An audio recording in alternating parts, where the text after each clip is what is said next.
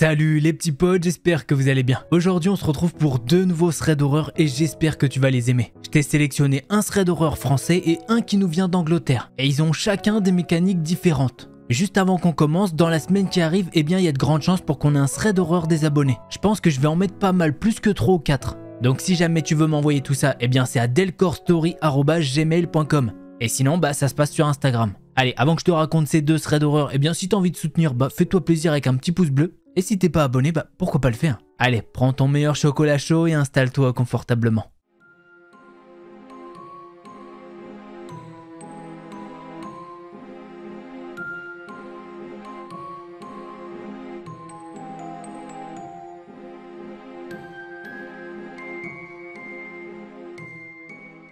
Alors pour ce premier thread d'horreur, je vais vous le lire tel qu'il était posté sur le Reddit français. Bonjour, c'est mon premier post et il est possible que je fasse des fautes de français. N'hésitez surtout pas à me le faire remarquer. Si possible, j'aimerais être un peu rassuré car j'assimile encore mal ce qui s'est passé. Je raconte ça surtout pour me soulager personnellement. Car cette anecdote me hante encore un peu. Je suis un garçon japonais, j'ai un peu plus de 20 ans et ça s'est passé il y a quelques temps. Je précise que depuis que je suis en France, j'ai toujours été assez sexualisé de par mes origines. Les gens plus vieux me posaient beaucoup de questions intimes et les gens de mon âge criaient Yamete Kudasai. Bon là je vous avoue qu'il faut la ref et c'est vraiment ce qu'il y avait écrit dans le thread. Je suis petit en taille et plutôt mignon. Mais dans le sens mignon comme un hamster, pas vraiment mignon dans le sens attirant. Et j'ai l'air d'être beaucoup plus jeune que mon âge, on me donne souvent 13-14 ans. J'aime sortir le soir dans les bars. Et c'est toujours les vieux hommes, 50, 60 ans, un petit peu creepy qui m'abordent. Le truc, c'est que je ne sais pas vraiment m'imposer. À l'époque, je vivais en campagne où il y avait seulement peu de bus qui passaient. À la dernière station, je devais encore marcher 30 minutes le temps d'arriver chez moi. Le tout sur un chemin éclairé avec peu de lampadaires et tout autour des champs d'agriculture. Il y avait même un petit peu de forêt. Et une nuit, un gars de 50 ans environ qui était dans le même bar que moi descend au même arrêt. D'ailleurs, on s'était jamais parlé. Il commence à marcher derrière moi et nous étions seuls. Puis il se rapproche et me demande si j'ai un briquet. Il poursuit la conversation et il était plutôt sympa. Je précise que dans le village où je vivais, tout le monde était sociable et se connaissait. Alors même si je le reconnaissais pas, c'était possible qu'on se fréquente de vue. Sans prévenir, il a mis sa main sur mon épaule. Je l'ai retiré et il m'a demandé si je voulais venir chez lui. J'ai répondu que non et que j'avais 15 ans. Ce qui est faux en soi mais crédible. Il m'a dit alors: oh, dans ce cas, je vais te montrer quelque chose que tu ne dois pas connaître. J'ai refusé et accéléré le pas pour le dépasser. Et je lui ai fait signe que je voulais écourter la conversation. Je le voyais s'approcher de moi de plus en plus. J'en étais à trottiner, puis à courir. Et finalement, c'était juste moi qui sprintais et lui qui me poursuivait. J'ai couru à travers un champ car il n'était pas éclairé et j'ai tracé vers la forêt. J'entendais ses pas dans les champs. Ça me stressait. Je suis resté dans la forêt, caché pendant plusieurs heures. De minuit à 2 heures du matin, je pense. J'étais terrorisé. J'entendais tous les bruits de la forêt. Je pensais que c'était lui. Finalement, je suis rentré chez moi en longeant les champs. Je pensais ne pas réussir à m'endormir. J'avais tellement peur qu'il me suive jusqu'à chez moi. Finalement, c'est l'inverse qui s'est passé. J'ai dormi pendant plus de 12 heures. Le lendemain, pour me rendre en ville, j'ai pris le même bus car je ne possède pas de voiture. Et j'espère que ce que je vais dire ne sera pas interprété comme raciste. Pardonnez-moi d'avance, mais j'ai encore du mal à différencier les visages occidentaux. Surtout lorsque les personnes ont un certain âge. Je vous rappelle qu'il est japonais au cas où. Je croyais le voir partout. Je suis encore à ce jour terrorisé, même si j'ai déménagé pour d'autres raisons, mais ça a tout de même contribué. Voilà, cher monsieur, j'espère que nous ne reverrons plus jamais. Alors je peux clairement comprendre que la personne qui a posté ce thread n'ait plus envie de revoir ce monsieur. Notre ami lui fait croire qu'il est mineur et normalement ça devrait mettre un signal d'alarme dans la tête du vieux. Mais non, au contraire, il lui dit viens chez moi encore plus. C'est clairement pas bon signe, on le sait, le mec voulait pas aller regarder un petit truc sur Netflix. Bon, peut-être que tu passeras par là, donc t'as bien fait de courir dans les champs et dans la forêt pour te cacher. On est content qu'il te soit rien arrivé et nous on va passer au second thread d'horreur.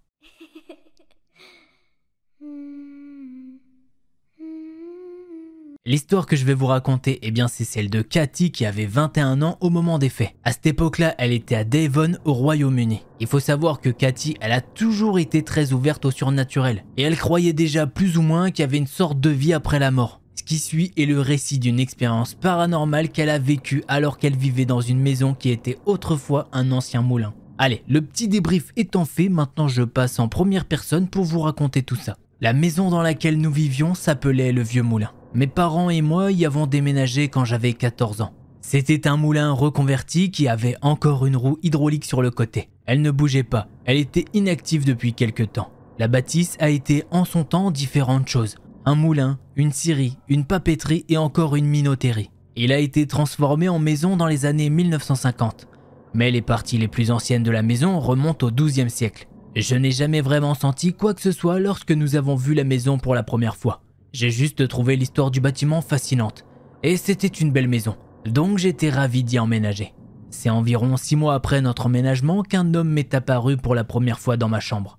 Je me souviens la première fois que je l'ai vu.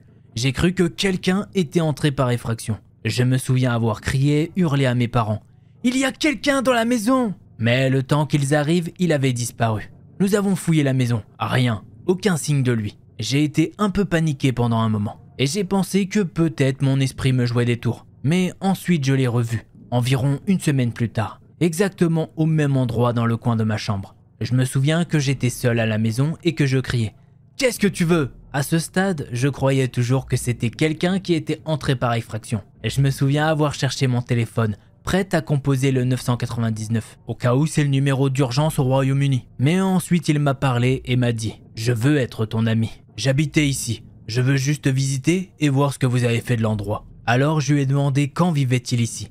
Et c'est là qu'il a dit 1874. Je pensais qu'il plaisantait, mais j'ai remarqué ses vêtements et c'était très démodé, très victorien. Il portait un costume marron et tenait un chapeau haut de forme. J'ai crié de nouveau et j'ai couru dans le jardin. Puis quand je suis rentré, il était parti.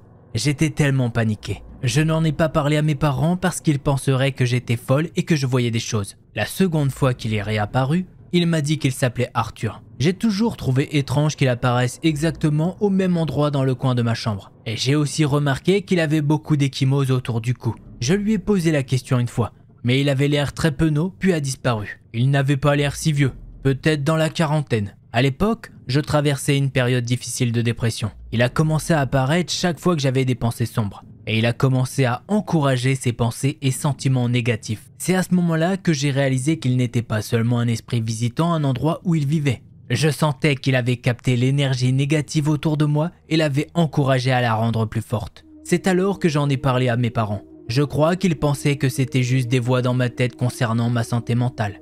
Nous avons demandé de l'aide médicale, mais j'avais l'impression que personne ne le prenait au sérieux. C'est alors que nous avons décidé que nous devions quitter la maison. Le truc, c'est que dès que j'ai quitté la maison, tout s'est arrêté. Il m'a laissé seul, les voix se sont arrêtées. C'est comme ça que j'ai su que je n'étais pas simplement en train de devenir folle ou d'avoir une sorte d'épisode. Quand je lui ai dit qu'on déménageait, il était très en colère et m'a dit « Tu es à moi ». À partir de ce moment-là, j'ai pu voir la silhouette de 2 filles. Chaque fois qu'elles apparaissaient, ils disparaissaient. Elles avaient à peu près le même âge que moi à l'époque. 15-16 ans. L'une d'elles m'a parlé. Elle s'appelait Mary et elle m'a juste dit que j'avais besoin de partir, de sortir et de me sauver de lui. Je l'ai cru. Il y a même eu une fois où Mary m'a possédé. Je n'en ai aucun souvenir. Je vais donc vous dire ce que mes parents m'ont dit à ce sujet lorsqu'ils en ont été témoins. J'étais allongé dans mon lit en train de pleurer et ils étaient là pour me réconforter. Apparemment, mon corps s'est raidi pendant environ 5 à 10 secondes. Et puis j'ai commencé à parler. Mais ce n'était pas du tout ma voix. Je disais « Sortez, sortez !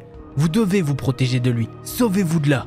Et puis j'ai eu une quinte de tout. Et je suis revenu à moi. Quand mes parents et moi avons finalement quitté la maison, c'était comme une bouffée d'air frais. Comme si un poids avait été enlevé de nos épaules. Heureusement, la vente de l'entreprise de mes parents nous ont permis d'acheter et d'emménager dans une nouvelle maison. Avant de vendre The Old Mill, le vieux moulin. Je suis très reconnaissante que nous ayons réussi à le faire parce que j'étais juste au point où je devais sortir de cette maison.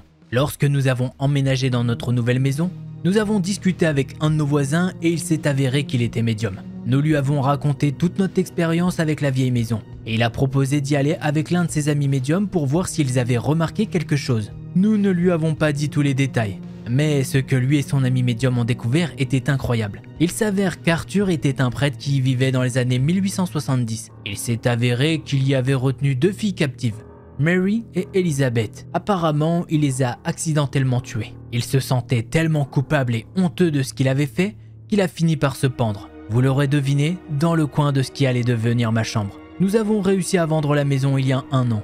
Nous avons dit au nouveau propriétaire que nous avions une activité spirituelle. Mais pas toute l'étendue de cette activité. Par contre, nous ne voulions pas vendre la maison à une famille qui avait des jeunes filles, car nous ne voulions pas qu'elles vivent quelque chose de similaire à ce que j'ai vécu. Heureusement, c'était un charmant couple de personnes âgées qui l'a acheté.